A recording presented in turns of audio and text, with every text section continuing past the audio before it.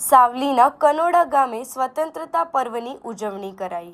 વડોદરા જિલ્લા સાવલી તાલુકાના કનોડા ગામની કનોડા કેળવણી મંડળ સંચાલિત શ્રી હરસિદ્ધિ વિદ્યાલયમાં 80મા સ્વતંત્રતા પર્વની ભવ્ય ઉજવણી કરવામાં આવી હતી। સાવલી 135 વિધાનસભા મત વિસ્તારના ધારાસભ્ય કેતન ઇનામદારના હસ્તે સંસ્થાના પ્રમુખ શ્રી ખોડારામ મહારાજની પ્રેરક ઉપસ્થિતિમાં રાષ્ટ્રીય ધ્વજ ફરકાવ્યો અને રાષ્ટ્રીય ગીત સાથે સામૂહિક સલામી અપાઈ હતી।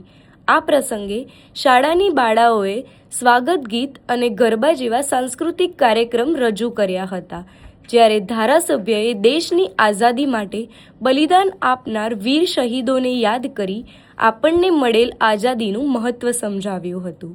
આ કાર્યક્રમમાં પંથકના ડેરી ડિરેક્ટરો, તાલુકા જિલ્લા પંચાયતના સદસ્યો, હોદ્દેદારો, કાર્યકરો, નગરપાલિકાના સદસ્યો, હોદ્દેદારો, બહોળી સંખ્યામાં વિદ્યાર્થીઓ, શાળાના આચાર્ય, શિક્ષકગણ, તલાટી, સરપંચ સહિત વાલીઓ અને ગ્રામજનોની ઉપસ્થિત રહ્યા હતા।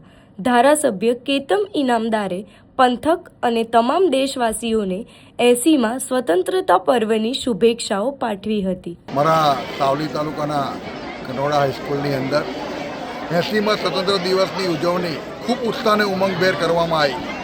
શાળાની અંદર જ્યારે સ્વતંત્ર દિવસની ઉજવણી કરવામાં આવતી ત્યારે ખરેખર દરેક વ્યક્તિ દેશદાસ સાથે જોડાયેલો અને આજના પ્રસંગે હું એટલું કહીશ કે 140 કરોડની જનતા જે આજે આઝાદ ભારતની અંદર સ્વતંત્ર રીતે જીવી રહી છે, એ ખરેખર 80 વર્ષ પહેલાંના લોકોનું એ બલિદાન છે।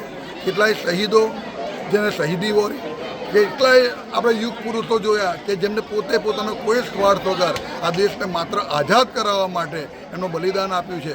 ત્યારે આજના દિવસે બલિદાનને પણ આપણે યાદ કરીએ અને એમને નતમસ્તક વંદન કરીએ અને દરેક પ્રત્યેક દેશવાસી એની દેશપ્રેમ તરીકે પોતાની નાગરિકતાની જે જવાબદારી છે એ પોતે લે અને આજે દેશના વડાપ્રધાન જે નરેન્દ્રભાઈ મોદી સાહેબ દેશને મહાસત્તા તરફ લઈ જવા માટેનો જે પ્રયાસ કરી રહ્યા છે એમાં સૌ સહભાગી થઈએ। ફરી એક વખત કનોડામાં તમામ આગેવાનો ઉપસ્થિત રહ્યા, બાળકો, શાળાના શિક્ષકગણ તમામે ઉત્સાહભેર આજે ઉજવણી કરી છે બદલ હૃદયથી એમને હું અભિનંદન આપું છું અને તમામ દેશવાસીઓને 80મા સ્વતંત્ર દિવસની ખૂબ ખૂબ શુભકામનાઓ આપું છું।